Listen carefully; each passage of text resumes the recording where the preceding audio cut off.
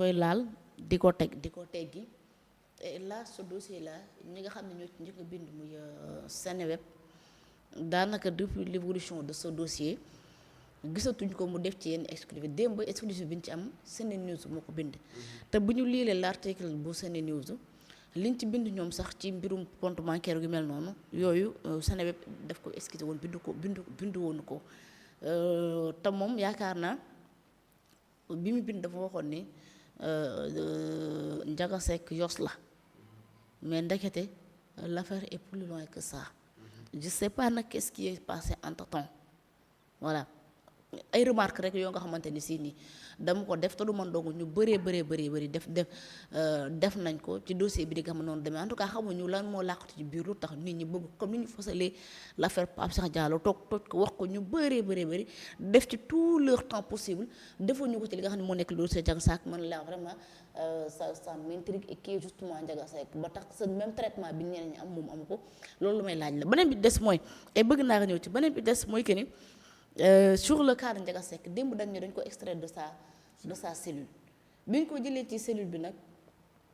déglu nañ ko mais ginnaaw bi ñu ko dégloo dañoo saytu téléphone am compte iCloud bi dafa am ay messages yoo nga xam ne daf ko supprimer woon bi mu demee Màkka léegi message yooyu nag dañ koo daal di restaurer parce que ku ne xam na ni cyber ñoom am nañ possibilité boobu nga restaurer ay messages datant de 2040 wala yeneen parce que aussi loolu moom seen liggéey dañoo mën na ko léegi bi ñu ko restauré ñu fekk ay messages yoo xamante ni si dañ cee nemmeeku benn personnalité publique bi nag selon SeneNews bien sûr ñoom ñoo joxe l'exclusivité de l'information personne publique boobu xamaguñu kan la man boo xaw ma kan la boo ko xamee nga wax ko sénégalais waxaale ma ko laajee biir ñu ko parce que aussi bëgg nañoo xam kan moo nekk personnalité publique bi comme ni ñu tuddee Pape Cheikh Diallo tudd ci suñu xarit bi As Dione tudd ci ñeneen ak ñeneen ñoo nga xam ne jàpp ne ñii kenn waru leen a gis ci yu mel noonu mais l'affaire Ndiaga Seck ban approche nga ciy def ak message iCloud ak personnalité publique bi kan la war a doon. xam nga affaire Ndiaga Seck ba may nekk ba télé ba ma jógee dama ko doon wax ne Ndiaga Seck dina taxaw mais fantôme lay nekk ci biir dossier bi. lu tax. parce que il a des amis haut placés très haut même placés. Ah mais on peut citer le cas de actuellement ki nekk président de l'Assemblée nationale. C'est son ami. loolu moo tax kenn du ko laal. mën na nekk. mën na nekk. li nga wax nag leerul li mën na nekk. mais mën na nekk parce que là loolu ak toll ba tax da ngeen di. mais parce que c'est son xam nga kii Adji c'est son ami xaritam la moom il n'a pas nié que Ndiaga Seck c'est son ami. waaw mais mosoo dégg mu assumé ko aussi. non mais auparavant ñoom ñaar ñoo doon nekk Ndiaga taxaw devant tout le monde Ousmane Sonko sama xarit la on a fait des années et des années depuis xaw ma kañ bi ñuy jàng lii ba ni ñuy toll fii ni ñuy toll fa am na yenn nit yoo yàlla ñuy wax ne ce sont des amis pour man ki nga xam ne yéen a defandoo xale foogandoo màggadoo defandoo lépp moom kay lenn kay mën ci jaaxal nan nga def ba xamoo woon ne moom la. nit mën ngeen di àndandoo du ngeen bokk gis-gis du ngeen bokk jublukaay. mën ngeen di bokk benn dal bu ngeen fàtte du ngeen bokk xalaat loolu aussi. waaye nit ki nga xam ne nga ne du ngeen ànd di mën ngeen di ànd di def lii te du ngeen. bokk le micro sa micro. lu bokk gis-gis duñ bokk lii. mais nit koo xamante ne yéen a ngi ànd ba ngay takki jabar mu ngi ñëw. waaye après. déet sama jabar n'importe qui du ma ko takkal Adji man sama jabar du n'importe qui di moo koy takki na ngay sës ci man rek ma doog maa takkal jabar. nekkul maanaam ana yow ana man ma boole la parce que déjà takk jabar au moment bu muy takk jabar moom expliqué na ko booba Ousmane Sonko yorul yenn yorin yi amul yenn am yi il avait besoin d'appui donc ça veut dire que ce moment là Ndiaga Seck da ci doon jàpp te il était ami parce qu'il était au courant de ce qui se passait avec Ousmane Sonko. donc ki nga xam ne par exemple wax nga ko ne tey yoruma awma maa ngi ci nii maa ngi ci naa sa confident la n'est-ce pas. yaa ngi koy confier loo xamante ne mu ngi ci yow. peut-être Ndiaga était au courant mais le gars n'était pas au courant. waaw man courant ci ni mu mel maanaam ci ni mu mel kooku ça reste à revoir mais là par exemple le fait de dire que ce sont des amis loolu pour man kenn du ko nier ba nekkoon amul Ousmane Sonko dina génne amut parce que moom kenn du ko lu ñu naan moom laa ko yox kenn du ko këll-këllee li mu bëgg da koy wax directement. je me dis que je l'avais dit et je le répète encore dossier de Ndiaga Seck bi fantôme la naroon nekk ci biir dossier yépp parce que booy xool man je m'attendais que bu ñu jàppee Ndiaga Seck que ay ponkal ruus. ban ponkal comme kii. non ay ponkal parce que je sais pas man je m'attendais à des géants à des géants parce que moom posture bu mu amoon la. parce que Ndiaga ay ponkal doon ànd léegi da nga jàpp Ndiaga ñi mu ànd ñëpp dañoo war a wax. non mais mën nga ànd di du ngeen bokk lu ngeen dund aussi Abdallah. aji monde bi ñu toll nii axiru zaman bi ñu toll nii ñiy diriger le monde li ci ëpp ci ay lobby la ñuy bokk parce que noonu lay doxee. Ndiaga dirigé wul dara. benn mouvement la yor comme ñëpp man su ma nee xëy taxawal sama mouvement. mais xam nga diriger mouvement ak bokk ci benn mouvement dafa wute. mën nga diriger mais mën nga bokk ci beneen. daa bokk ci beneen. mën nga bokk ci beneen. tegoo lu leer de. non lu leer laa teg de. tegoo lu leer parce que bëgguma accuser nit direct mais damay jox loo xamante ne ce sont des faits yu am. comme par exemple quand je prends le cas des francs-maçons tey mën naa nekk franc-maçon nekk ci lu koo xamante ne kenn duma ko xamal te alors que maa ngi bokk ci benn lobby. par exemple quand tu prends li nga xam ne mooy le cas des États-Unis la plupart am nga ku ci nekk am nga ci secte boo bokk. c'est ça actuellement le monde c'est comme ça que ça marche day am lobby yoo xamante ne ñii ci wàllum góor jigéen la ñuy dox ñii ci wàllum franc-maçonnerie la ñuy dox ñii ci li la ñuy dox ñii ci li ñuy dox te nag affaire góor jigéen dafa nekk loo xamante ne dafa am xaalis dañoo am doole dañoo structuré wu dañoo xam fañ jëm te fañ jëm lenn la muy nan la ñuy def ba déstabiliser li nga xam ne moo di le monde en faisant quoi en pervertissant tout ce qui passe envers eux en mettant sur la table li nga xam ne moo di xaalis bu bëree bëri en mettant tamit ci table bi li nga xam ne moo di sa célébrité ne la dinañ permettre nga toll fii nga nekk en retour yow tu seras leur ambassadeur foofu lañ toll ak ñun léegi nag moo tax ma ne Ndiaga Seck ak posture bu mu amoon ak taxawaay bu mu amoon même bu nekkee mouvement am la yor à côté mën na appartenir ci benn lobby boo xamante ne tey ñoo koy permettre mu am doole moo tax ma ne je m'attendais que ci affaire u Ndiaga Seck que ay ponkal wadd te là avec révélation bi nga xam ne moom la Sene News def ñu ngi ciy tudd koo xamante ne dañoo tudd noonu turam pour l'instant ne mën na am koo xamante ne tey ci ñoom la bokk ku mag kon ça veut dire que ñu ngi ñëw ci la ma xalaatoon ne dina am que ku mag a mag dinañ ko ci daal di tudd te comme nag ñu ngi tudd ñooñu dinañ gis leneen ak leneen bu ma ñëwee ci li nga xam ne moo di compte iCloud am bi nga xam ne moom lañ restauré te yàgg naa ko wax ne naa leen ñi def informatique xam nañ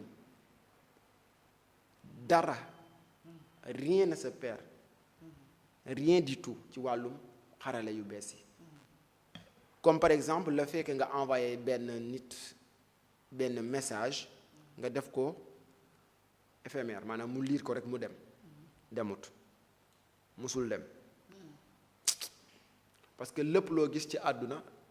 maanaam ci lépp lu jëm ci wàllum xarale yi maanaam ay message yeeg ñoom daa am fu muy stocké wu te des fois nga photo boo xamante ne da ngay toog au moment donné nga ne supprimer naa ko dem ba doon dara mu génnaat te alors que yow wóor na yow supprimer nga ko moo tax bu kenn nax sa bopp naan supprimer naa gis nga kàngam yi dëgg aji du ñu utiliser les réseaux sociaux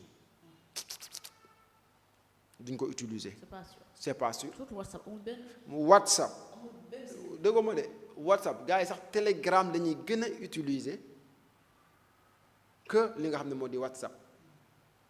parce que li si da ngay xool ñi nga xam ne ñoo gën a siiw ñoo gën a am vulnérabilité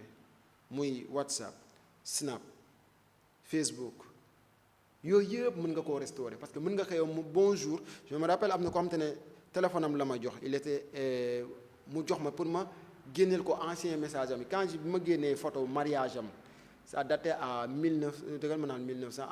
ay côté 2000 2001 2002 yooyu la marié wu bi ma génnee mu ne ma laa ilaaha illallaah lii dafa teewoon naa ko parce que moo tax ma ne bu ñu jàpp ne yooyu mën na dañ te loolu nag moom la ñii def moo tax ma ne leen comme man maa mën a jël sa machine bi nga xam ne man ab simple bon je ne veux pas dire que je suis calé en ce domaine ab simple débutant en informatique mën naa jël sa machine nga formaté ko ba mu set wecc ma fexe tout ba données ya nga ca defoon ma récupérer ko waxatuma laa ñi nga xam ne seen liggéey yëpp ci loolu la màcc moo tax bu ñu nax seen bopp da ngay gis ko xam ne dañ koy jàpp automatiquement mu daal di supprimer li nga xam ne moo di message ay kiyam bu nekkee nag ab kàngam ma waxuma xale ñu def ko de bu nekkee ab kàngam nga dëgg mën nga am ñaari compte yoo xamante ne benn bi c'est personnel beneen bi c'est lii bés bu ñu la waree téye nga def ko ci biir li nga xam ne moo di eau de javel kooku mën na la ci xaw a génne mais nag bu ko kenn def gis nga aji le fait que ñu restaurer li nga xam ne moo di compte iCloudam boobu da gis ci ay message yoo xamante ne xam ne dañuy wax message rek ba tudd ci ab dignité mais am na yoo xamante ne nee nañ on parle de ay xaalis bu jàll ci biir li nga xam ne voilà xaalis bu ci jàll xaalis boobu tey buñ ko toppee ci kan la daanu ji ak kan moo ko téye ak lan moo sabab xaalis boobu loolu yëpp foog mu teguwaat ci table bi te bu tegoo ci table bi foog naa yuuxu mën na jib fañ ko foogewul sànq maa ngi la koy wax ci samay kàddu yi ñu ma njëkk a analyser nee naa la lobby góor jigéen bari nañ bari doole am xaalis ba mën nañ laa financer ci lépp loo bëgg xam nga ki la taxaw ne la chaque fin du mois je vais te donner 500 000 te defoo dara chaque fin du mois tu reçois 500 000 te kookoy gën a ndawle 500 000 tu fais rien du tout lenn moo mën a am les gens sont en déplacement des hommes comme toi ñu ñëw ils vont passer la nuit avec toi après ils vont rentrer après tu perçois ton argent ou bien plus que ça avec des primes ça veut dire que ñëw ci démarche yooyu ngay nekkee moo tax ma ne la ñoom am nañ doole boo xamante ne dama naan ils dirigent le monde ils font partie des gens qui dirigent le monde parce que leur argent rentre partout nga bañ ko nga nangu ko leur argent rentrera te c'est malheureux des fois booy dégg sax dañ la naan dëkk sàngam épargne wul benn dëkk aji wàllum góor jigéen épargne wul benn dëkk non épargne wul benn dëkk ñun mën nañ ñaan yàlla moo épargne ci waaye épargne wul benn dëkk Arabie Saoudite fépp foo xalaat xam nga des fois dañuy wax rek ñu yaakaar ne dëkk yu sell yi fa la des fois sax fa lay ëppee moo tax ma ne la te des fois nag ñu làqatu ci loo xamante ne tey aji da nga naan xalaatuñ woon ne ci domaine bii dinañ ci nekk tey domaine boo mun di laal aji am nañ fa benn représentant. mais compte bancaire Ndiaga Seck ñi wax koppar gi ci ban compte dugal kan lañ ko envoyé xaalis bi. je ne saurais pas le dire actuellement parce que l'enquête est en cours. mais li wóor te wóor mooy xaalis fu mu du jaar fu ne. traçabilité dina ca am. amoo benn idée ci personnalité publique bi. donc je ne saurais pas le dire aussi parce que tey su ma nee diw la alors que di diw est-ce que du ma ko tooñ. non waxuma nga ni diw la mais au moins nga mën ko décrire sax Sénégalais vont comprendre. Ki mën a doon moom sincèrement aji je pourrais pas dire que c'est telle personne ou c'est telle personne. non néew ma nga wax. waaw ou bien sax loolu ma ko wax sax mooy déedéet loolu doo ko def. loolu waaw wala ma ne diw la mais li ma wóor te wóor mooy. nga décrire au moins nga mën ñëw jox sax ay quelques indices yoo xam ne dinañ mën a comprendre. gis nga aji wàllum góor jigéen ñi li ma la ci mën a wax rek. pour ne pas indexer qui que ce soit parce que Sénégal moom am na ni mu bindoo da nga naan nii la xaw a mel sax ñu ne diw lay waxal. en tout cas daal gis naa démb ba tey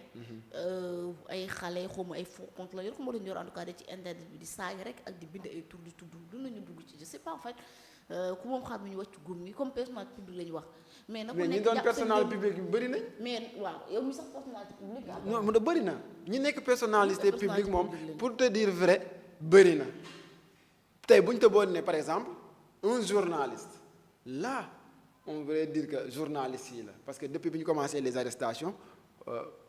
mais journaliste aussi du tax tamit ñu jël journaliste yëpp mais par exemple dinañ xam ne génn nañ secteur yëpp ñu ngi ci journaliste yi mais quand on dit personnage public mais dafa vaste dafa yaatu. dafa yaatu boo xamante ne yow xamoo kan la war a doon. journaliste ci la bokk. ñëpp ci lañ bokk. homme de média yooyu ci lañ bokk. voilà les hommes de culture moo tax ci lañ bokk, ce les sera très politiciens ci difficile lañ bokk, Adji en tout cas de tout le monde. de décrire la personne, de dire que par exemple il est dans tel domaine ou bien dans tel secteur ou bien dans tel secteur. Ce qui est sûr, ils ont dit seulement personnage public, donc nañ xaar personnage public boobu ba li nga xam ne moo di enquête bi gën cee xuus ñu mën a taxaw ne c'est telle personne. Et là aussi dama naan buñ ko tëb rek comme defati nii Adji par exemple nañu personnage public rek yem ca ñu dem ba xam ne diw la ñu téye seeni loxo. Pour man amul kii amul kële képp koo xamante ne sa loxo laale na ci li ni mel war nañ laa teg loxo. Parce que on parle plus démb yaa ngi koy def analyse ma nit démb def naa ko analyse muy li ñu ñoom seen biir ñuy sëyante suñu yoon nekku ca mais le fait que feebar bi di VIH sida dugg ca ak ay xale yu ndaw ñu leen ciy tudd loolu moo ñu heurté ñun ñëpp tey ku ciy wax côté booboo tax ngay wax. ok ku ciy def it côté booboo tax wax parce que tey bu ñu jëlee ay xale yu ndaw pervertir leen yàq seen avenir Adji day nekk loo xamante ne day métti ci xol. En plus ce même moment. yaay ki nga xam ne moom moo jur xale bi ni mel amoon ay yaakaar ci moom xëy doomam nar a fajooti à vie. fu mu toll di faju nga nar a yëkkati benn koppar di ko ca def. Adji dafay nekk loo xamante ne. c'est dommage. da ngay yàq avenir yu ñëpp toute une famille. ok te loolu tamit c'est à revoir. Je me dis que mbirum Ndiaga Seck daal ngir yàlla bu ñu ko def mbirum fantôme. Gis nga ni ñu ne fàng ne daañe ki nga xam ne moo di Djiby Dramé ni ñu ne fàng ne daañe ki nga xam ne moo di Pape Cheikh Diallo topp ko singali ko di ko mbi ca mbaalu de gauche à droite ñëpp ku dugg kaso génn ñëw ne Pape Cheikh Diallo wax na ma nii bu def na ma nii pourtant nag ci Ndiaga Seck la gënoon a jekk ci Ndiaga Seck la gënoon a jekk tey bu nekkoon buzz dëgg laay wut bu ma duggoon kaso bu ma génne tey dama naan Ndiaga Seck nee na ma. Parce que foofu boo ko fa waxee tu vas toucher quelque part parce que déjà certaines personnes auront peur de ce que tu vas dire boo nee tey par exemple ma génn rek ne Ndiaga Seck nee na ma ba ñuy nekk opposant diw ak diw àndoon nag ñoom ci chambre tel bu boobaa ça va faire peur. bu Ndiaga génnee na nga al ko. ah bu Ndiaga génnee na nga. mais am na ñu ciy wut bës di ci Pape Cheikh Diallo. waaw mais man je pense pas que bu génnee il va démentir. ah waaw espérons. non je pense bien même bu génnee. mais ñooñu après nooy def. en dehors du pays je pense qu'il va non ñoo xam ne ñu ne doo parce que loolu moom am na ñoom loolu du seen gàcce ndax sax bu ñu wax ñu leen di wax du dëgg am na li ngeen di wax dem am na ñoo xam ne moom daanaka wutum bës jaral na leen sos ay wax yoo xam ne du kiiwul loolu moom c'est pas grave quand même alors ñu wax ci leneen